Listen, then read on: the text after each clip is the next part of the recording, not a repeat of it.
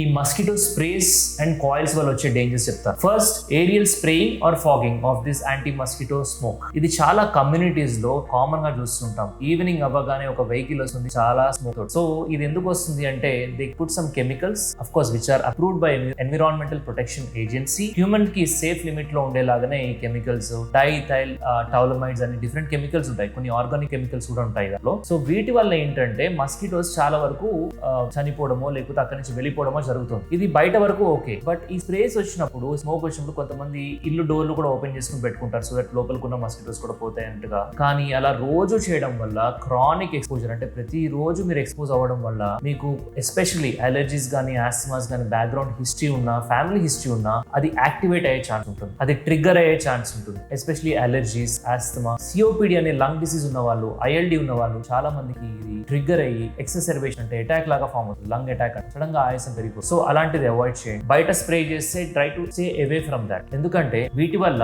Lung ప్రాబ్లమ్సే కాదు, chronic exposure వల్ల కొన్ని న్యూరలాజికల్ ప్రాబ్లమ్స్ కూడా కొన్ని ఏరియాస్ ఆఫ్ ద వరల్డ్ లో ఐడెంటిఫై చేశారు. సో టైం తోటి ఇవన్నీ తెలుస్తాయి. కాకపోతే అది డైరెక్ట్ గా ఎక్స్పోజ్ అవడం వల్ల ప్రాబ్లమ్ వస్తుందని తెలిసి కూడా ఎక్స్పోజ్ అవడం కొంచెం డేంజరస్.